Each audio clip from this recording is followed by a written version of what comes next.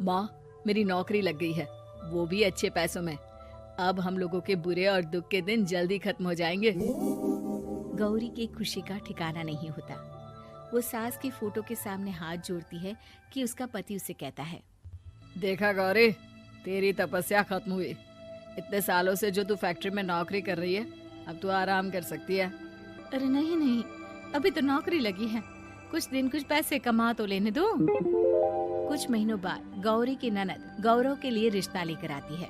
अरे भाभी, वो मैं ना रिश्ता लेकर आई थी गौरव के लिए, सुना अच्छा कमा रहा है। क्यों? देखा मेरी बहन कितनी अच्छी है, कितना सोचती है हम लोगों के लिए।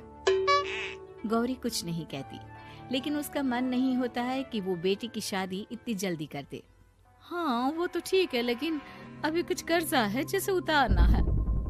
तो क्या हो गया, शादी के बाद भी उतार लेगा। कम से कम एक लड़की आ जाएगी तो आराम रहेगा।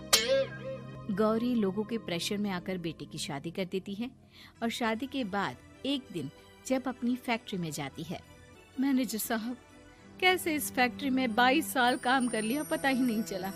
अब तो बेटा सेटल हो चुका है, नौकरी की जरूरत नहीं है, लेकिन आप सभी का शुक्रिया। गौरी बहन, बहुत मेहनत की तुमने जीवन में, अब भगवान कोई मुश्किल ना दे।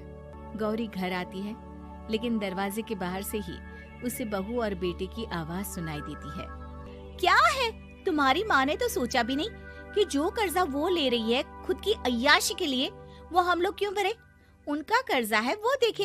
हाँ लेकिन क्या करूँ, माँ को छोड़कर रह भी तो नहीं सकता ना। अरे रह नहीं सकते तो क्या करोगे, पूरी जिंदगी उनका कर्जा चुकाते रहोगे। कल को हमारी भी फैमिली बढ़ेगी, कैसे मैनेज करेंगे। मैं नहीं जानती, साफ साफ बोल दो पैसे नहीं है फालतू के। जिसका कर्जा है वही निपटाए। गौरी बेटे बहू की बात सुनकर स्तब्ध रह जाती है और अंदर न आकर वहाँ से सीधे फैक्ट्री जाती है। मैनेजर साहब, मैं सोच रही थी कि इतनी जल्दी नौकरी नहीं छोड़नी चाहिए, जब तक हिम्मत है तो कर लेते हैं। वो मेरा इस्तीफा ना वापस कर दीजिए। ये बोलकर गौरी की आंख लाल हो जाती है। मैनेजर समझ जाता है कि गौरी की उम्मीद टूट चुकी है। वो उसके हाथ में इस्तीफा रखकर कहता है, कर्जा माँ का है तो माँ ही चुकाएगी। माँ का कर्जा आज तक क्या कोई चुका पाया है?